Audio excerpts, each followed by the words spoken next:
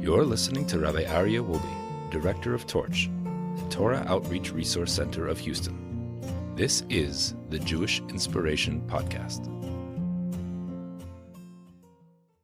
We are now on our third class on the topic of carrying our fellow's burden. Noseh Be'ol Im Chaveiro, that if your friend is suffering, your friend is facing a challenge, to help them carry that burden and to assist them in their plight, in their happiness, in all of the issues that they're dealing with. Wanted to talk as follows, and let's reset the stage here with what it is we're working on. What is this trait that we're working on so carefully over the past several weeks? So if we recognize every single day when we pray, what is it that we pray? We don't pray as individuals. It's a very unique thing that in Judaism we don't pray as individuals, but rather we pray as a community. It's a very special thing. All of our prayers are in the plural. Why are they in the plural? Because we recognize that part of being a servant of God is being God-like. And just as God is in pain when his people are in pain, so too we need to be in pain when our brethren are in pain. So even though it may be, if you were ever thinking, we live here in Houston, and when we had Hurricane Harvey, when we had all of these the Memorial Day flood, it was very nice and very heartwarming that people from all over the world really came to help us and to assist, whether it was remediating homes or whatever was necessary, people were there. But there are many, many people in the world who didn't have a clue what was going on here. And they didn't have an idea that the devastation that people were experiencing was so great. I had no idea. When they come and they offer a helping hand, it gives us a feeling of warmth. It gives us a feeling of encouragement. It gives us a feeling that someone is there with us. We pray always in plural terms. We say, V'chanenu mi'itcha de'abinu v'haskel, to give it to us, give us wisdom. We say, Slach lanu, forgive us. Hashivenu, return us. Rifa'enu, heal us. Barich aleinu, bless us with a good year. It's always in a plural.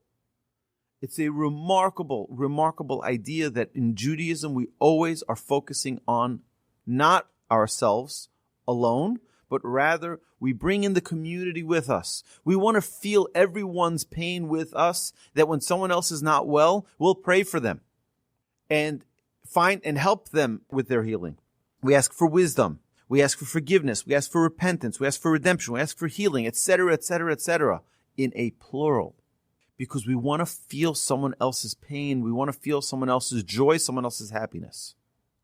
Feel the weight of others. It's not enough to just say, oh, that's terrible. And that's what we say in the Torah, V'ahavta l'reacha kamocha, you should love your fellow as yourself. What is the commandment? The commandment is kamocha.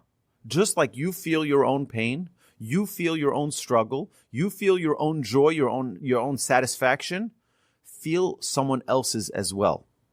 Feel it the way someone else is experiencing it, as if it was yourself. I want to share with you a couple of different stories. Number one is a story about Rabbi Hershel Schachter. Rabbi Hershel Schachter, many of you may know, is the leading Torah authority in Yeshiva University.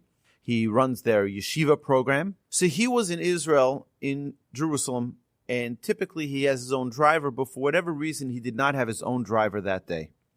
And it was the last day before he was traveling back to the United States, and he forgot his briefcase in the cab.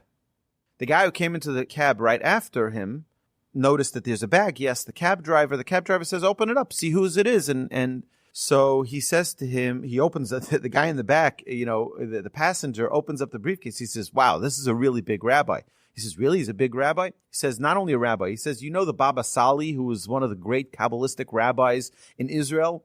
He's that of America. That's how big of a rabbi he is. And this guy was like, wow. He says, such a great rabbi. He says, I don't want you returning it. He says, the driver says, I'm going to go back to where I dropped him off to the hotel, and I'm going to return it myself. I want to meet such a rabbi, who was his passenger just a little while ago. So the driver goes back to the hotel, and he goes to the front desk, and he says, do you have such a visitor in your hotel with such and such name? They look up the computer. They say, yes, we have such a person. but we can't tell you what room number, but we can call him. So he says, no problem, call him. So his son, the rabbi's son, who was with him staying at the hotel, answers the phone. It was the front desk. They say, someone's here who, he said, no problem. Tell him to leave it at the front desk. No, I want to meet the rabbi. Okay, so the son comes downstairs. He comes with a $100 bill. At least this is the way I heard the story. Comes down with a $100 bill, which is a significant tip, right, to a taxi driver who brings back your lost briefcase.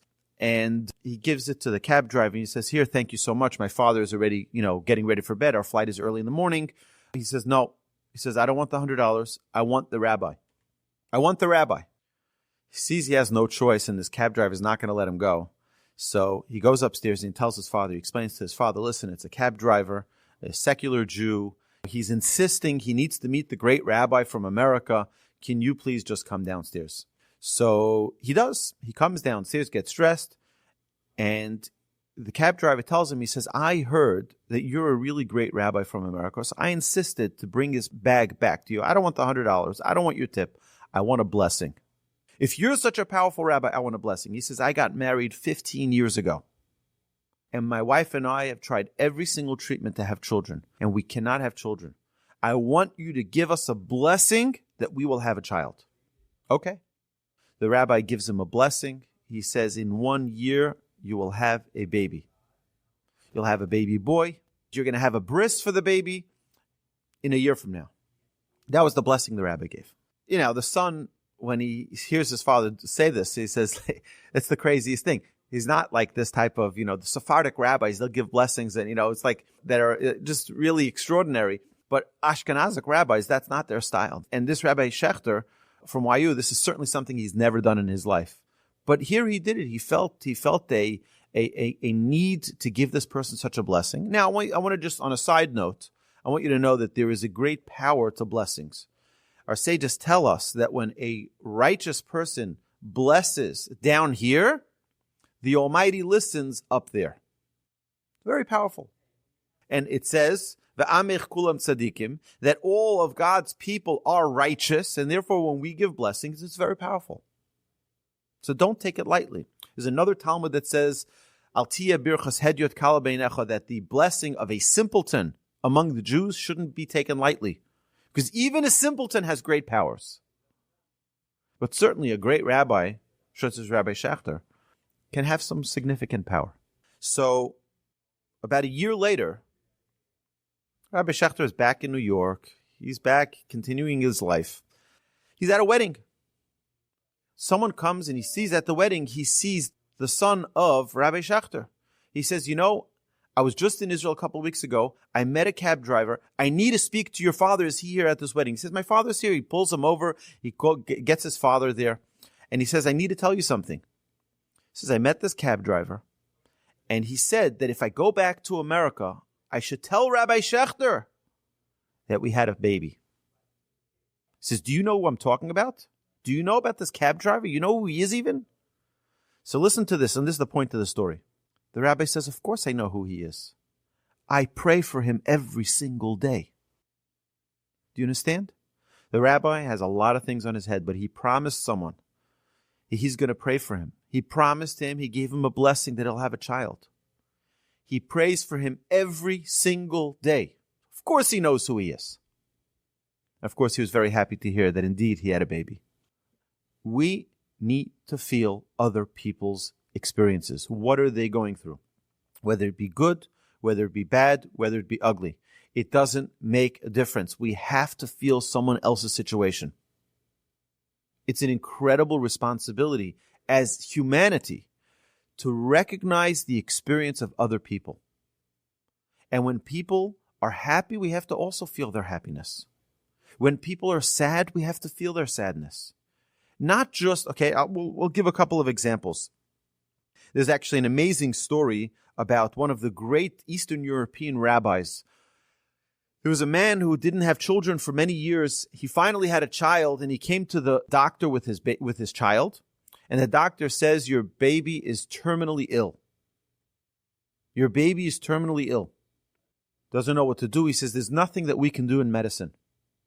He says, go implore upon your rabbis, maybe they can do something. So he goes to the Rebbe, the Varka Rebbe, and the Rebbe puts his head on his hands, and he's trying to focus, and he's trying to elevate prayers to the heavens, to beseech the heavens. And unfortunately, he was not able to do anything. He says to the Father, he says, I'm sorry. It feels like the heavens are closed. My prayers aren't going anywhere. The man was completely falling apart. He leaves the Rebbe's house. He goes to his own house, in his own shtetl, in his own village, and he's crying. He's so sad. A few minutes later, he hears a chariot arriving at his house. A horse and buggy. And who comes out? The Varka Rebbe. The Rebbe comes out, and the Rebbe comes to his doorstep, knocks on the door, and he says to him, Rebbe, what are you doing here? He says, listen, the gates of heaven may be closed, but I can still come and pray with you. I can still come and cry with you and beseech the heavens. And indeed, they sat together and they cried. And moments later, the child broke out in a sweat, and shortly after that was healed from his terrible illness. We can feel someone else's pain. We can feel someone else's tragedy.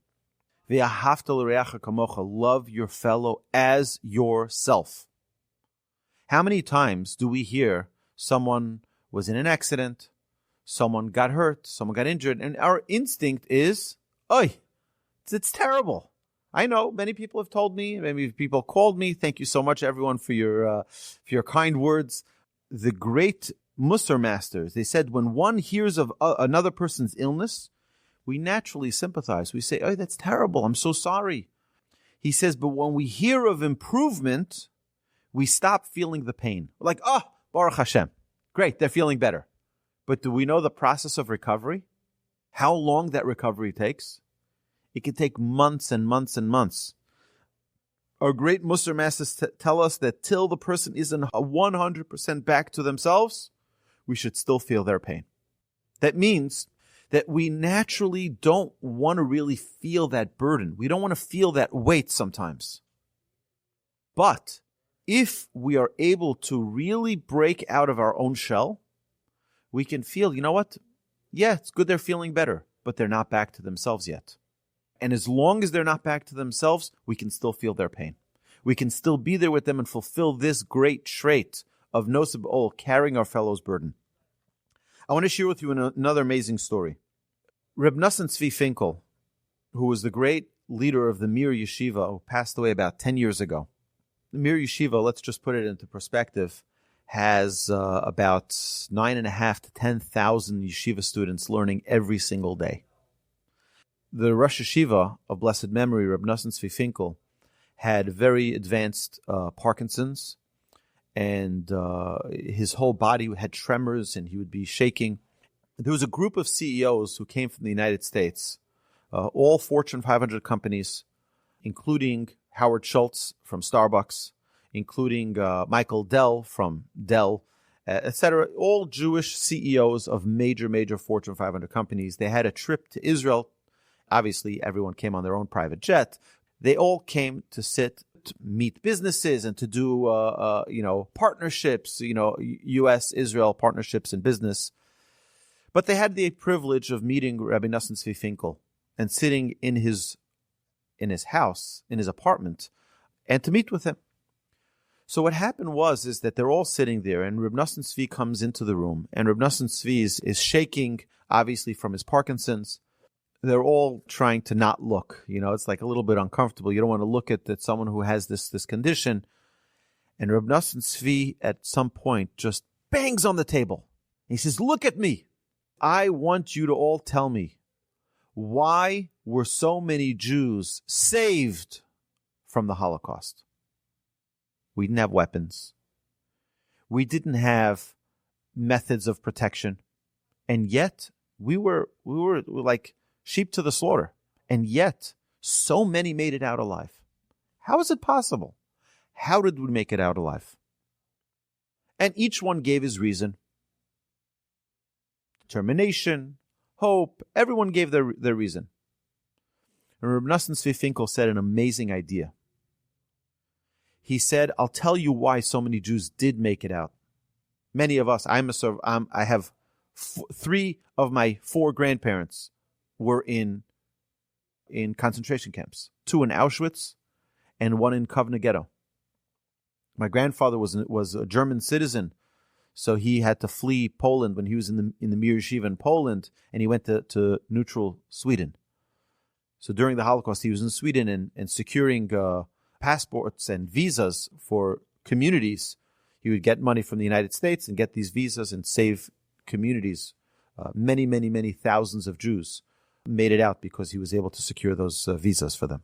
But either way, we all have ancestors, relatives who did make it out alive. Reb Nosson Tzvi said like this. He said, when there were 5 Jews in a barracks and they only had 1 blanket, instead of saying, I want the blanket, give me the blanket, and the other one saying, give me, and I'll tell you, I don't know if you've been to Auschwitz. I've been to Auschwitz. I went there. And I went there in springtime. It is so cold in springtime. And you're talking about in springtime, in March, it was, 30 degrees, 25 degrees. That's not talking about dead winter, where, they would shiver to death. And I was in those barracks. They're not insulated. There's no heating. It's inhumane. When they were freezing cold at night, instead of saying, I want the blanket, each one said, no, you take the blanket. You take the blanket. So you know what they did? All 5 of them covered themselves with 1 blanket. He says, when God sees that we care for each other, God saves us.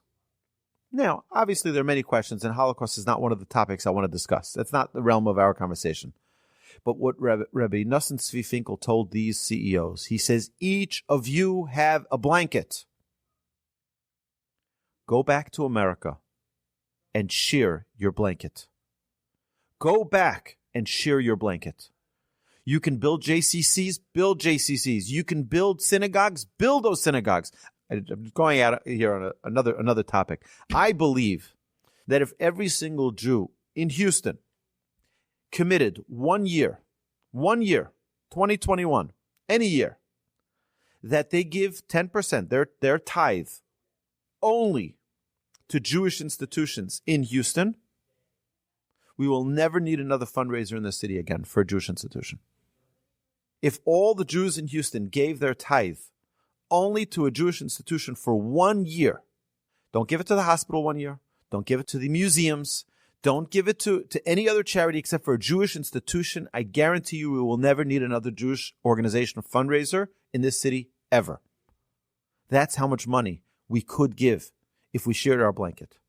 We have to share our blanket. And sharing our blanket doesn't only mean if we have money to give the money. It means to feel someone else's situation, to feel someone else's plight. That's our responsibility. I'll just tell you another part of the story is that Reb Nosson Tzvi Finkel, after they all left, one CEO before he left Israel came back to Reb Nosson Tzvi alone, and that was Howard Schultz from Starbucks. And he was so moved and impressed by the institution, by the rabbi, that he came to Rabbi Nosson Tzvi, and he said to him, you know that I'm a multi-billionaire. I think he's worth $30 billion, I believe. I don't know. Worth a lot of money. He came to Rabbi Nosson Tzvi allegedly, and he said to him, I'm so moved by what you do and by who you are and by your institution. Here is a blank check. You can fill it out for any number you dream, and I have it covered. Any number. What would you do? You're the rabbi, and here Howard Schultz comes to you and says any amount you want you can fill out on this check. Fill out $1 billion? How much? Again, this is another example of carrying someone's burden. Reb Nosson Tzvi takes out a pen, and he puts a 1, a 4, a 0, and a 0. $1,400. And he gives Mr. Schultz back the check, And he says, do me a favor. He says, go across the street. There is a scribe across the street. Buy a pair of tefillin and put on tefillin every day. If you really care about someone, you really care and carry the burden of another person, you don't want an easy way out for yourself. You care about what is the greatest thing that he can do for his eternity, for his olam haba, for his spiritual investment. And there's nothing greater than him performing a mitzvah every day of putting on tefillin. How many of us would do that if we had a blank check of any amount that could be covered? We would think, you know what, it's pretty good. It'll be very comfortable for our yeshiva to never have to raise money again. We have $20 billion in our endowment. We can be like Harvard University, Yale University. They have billions and billions and billions of dollars in their endowment. Pretty amazing, right? No. Him putting on tefillin one time or 10 times is worth much more than all those billions. That's someone who really feels someone else's situation. Ask someone, how are you, and really want to hear how they are doing. I remember when I was in yeshiva, everyone has their days that you feel like you're on top of the clouds, and days that you feel like you're on the bottom of the world. And it's terrible, and everything is not going your way. I remember one day I really needed to talk to someone. I needed someone's shoulder to lean on. Yeah, everyone had that day. Everyone's nodding. Yes, of course, we've all had that day. And I remember, I was meeting one of my friends in the hallway of the yeshiva, and he just walks right up and he says, how are you? And I was like, and he just continued walking. And at that moment, I realized this idea of how much we need, when we ask, how are you? We're opening up ourselves to what are the answers. What is the answer to that question? And that's something that we need to be ready for those answers. And if someone needs to lean on us, we need to be there for them. If someone needs to cry on our shoulder, we need to be there for them. If someone needs to share their joy, they're so excited about a new development in their life, they're excited about a new milestone, a new accomplishment, to be happy with them, to feel their joy. The great righteous people who was Noseh Be'ol Im Chaveiro, to carry the burden with your fellow. It's told about the in Kelm. Once the altar of Kelm was on a horse and buggy, and the horse was carrying a very heavy burden.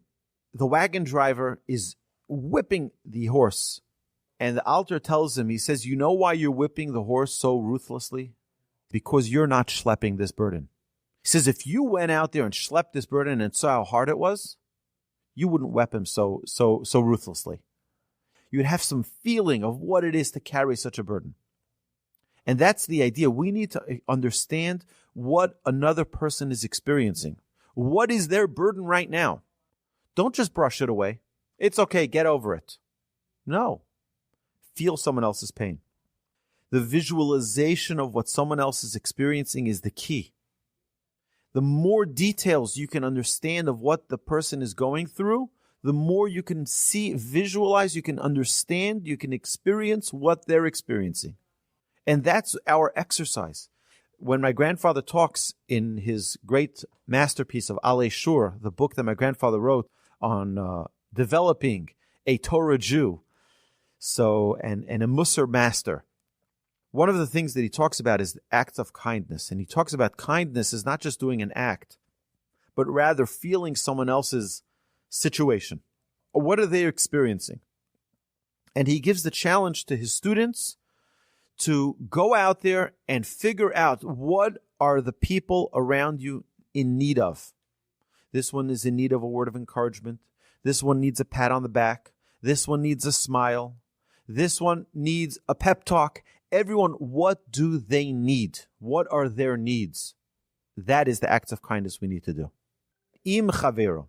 Identify what it is. And my grandfather gave this challenge to his students. And sadly, my grandfather writes in the book that many of the students had a very, very difficult time. You know why?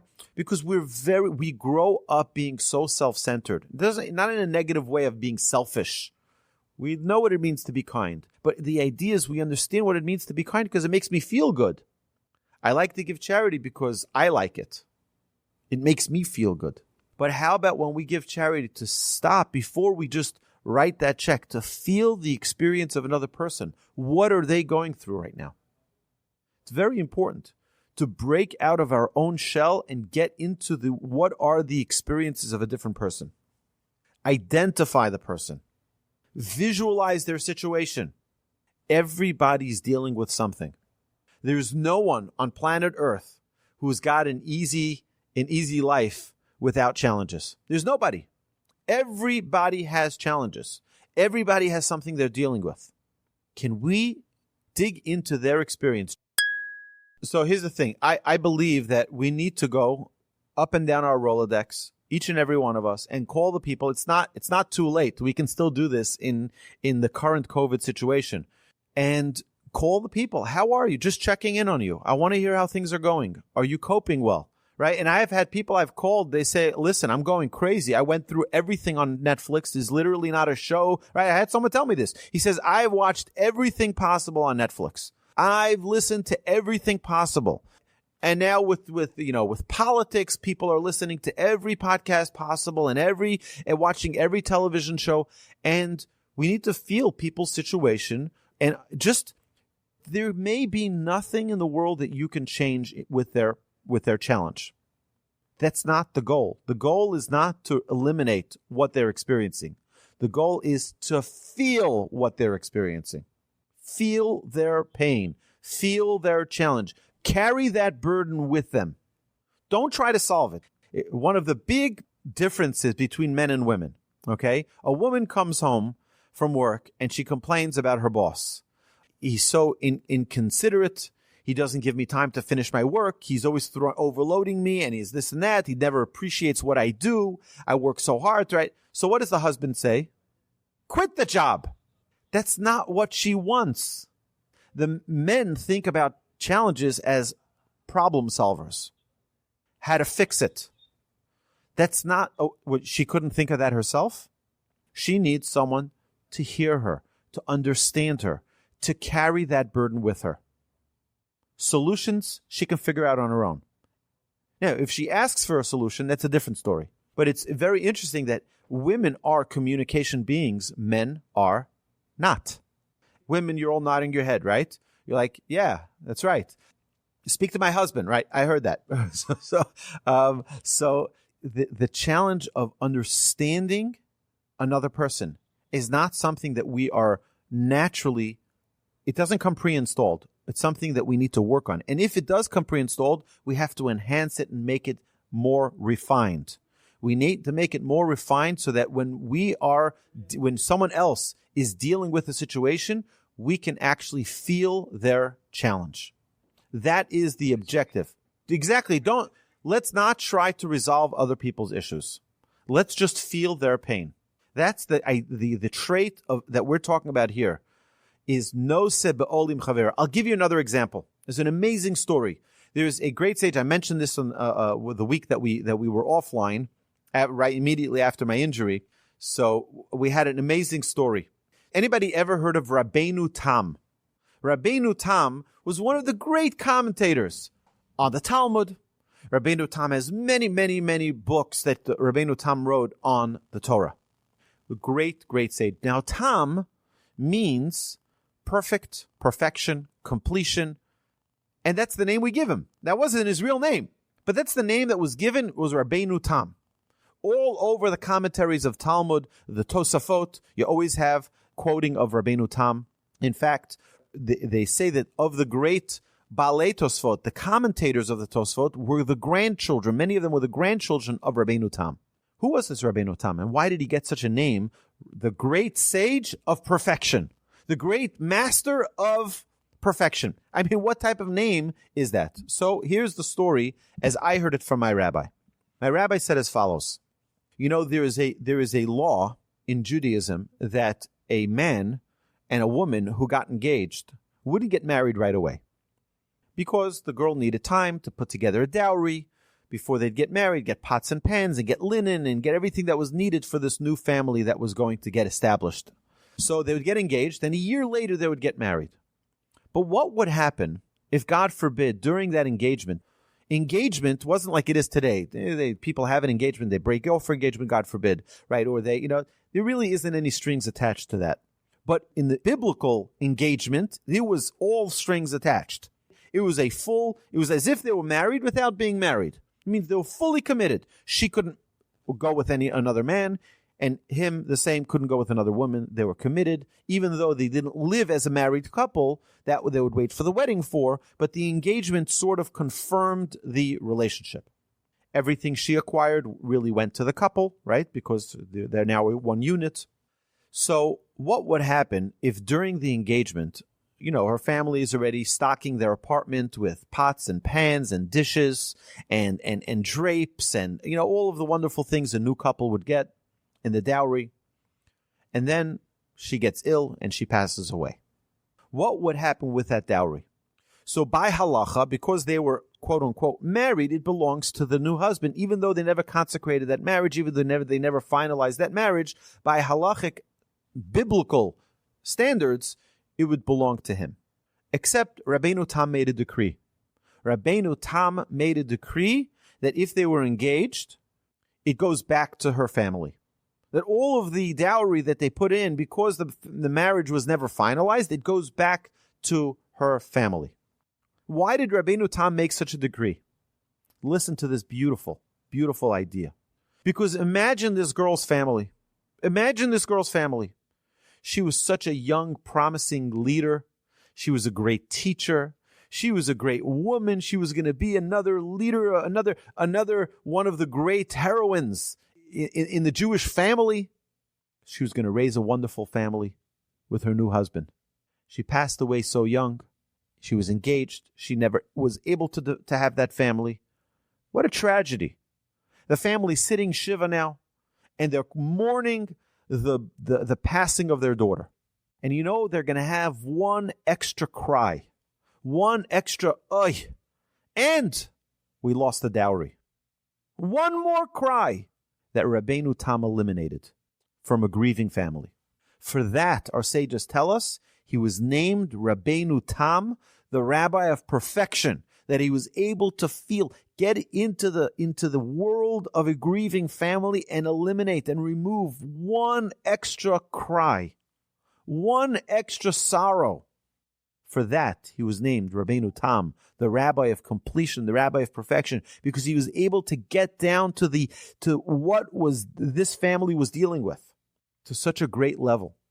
He's considered Rabbeinu Tam, the rabbi of perfection. We all are capable, if we really break down what another person is experiencing, try to put yourself in their shoes. We have another Mishnah which tells us that don't judge your fellow till you're standing in their place. Very, very difficult to judge someone unless you're standing in their shoes. When you're standing in their shoes and you really feel their pain, then it's a different story. Wow, you know what? I understand their pain now. I understand their struggle now. And that's what we need to do. When we see someone else in a challenge, we need to, again, even that animal, that horse that's schlepping the wagon, the altar of Kelm, the great elder, the sage of Kelm, felt that horse's pain. Says, oi, that horse is struggling. We all have the ability to acquire this trait.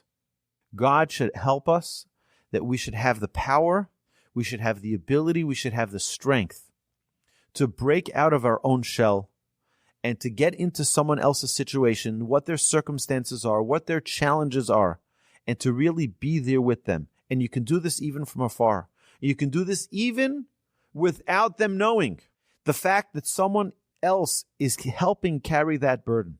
They have 10 pounds of sorrow, 10 pounds of challenge, of worry, and you're able to take one of those pounds off their shoulder. That's v'ahavta l'reacha kamocha. Love your fellow as yourself.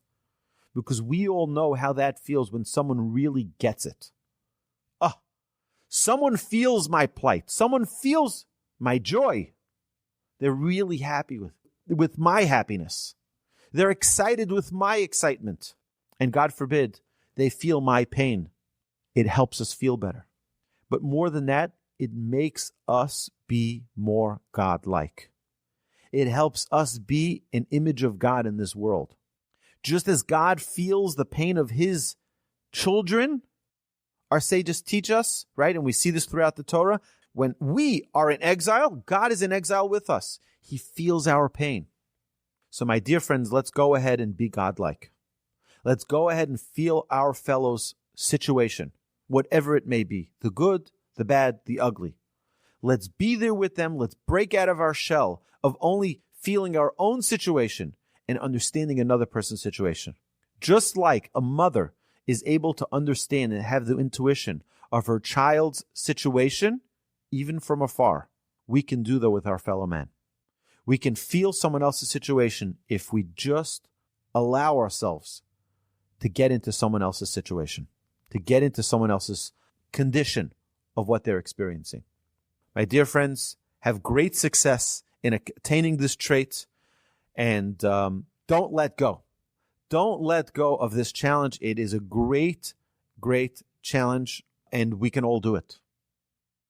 We can all do it. We can all take the steps necessary to become better people, to feel someone else's pain, regardless of how close they are to us.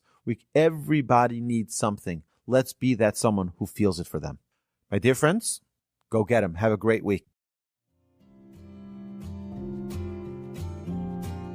You've been listening to the Jewish Inspiration Podcast, a Torch production. Become a supporter at torchweb.org because your assistance enables more Torah learning around the globe. To find more lessons offered by Torch, please visit torchpodcasts.com.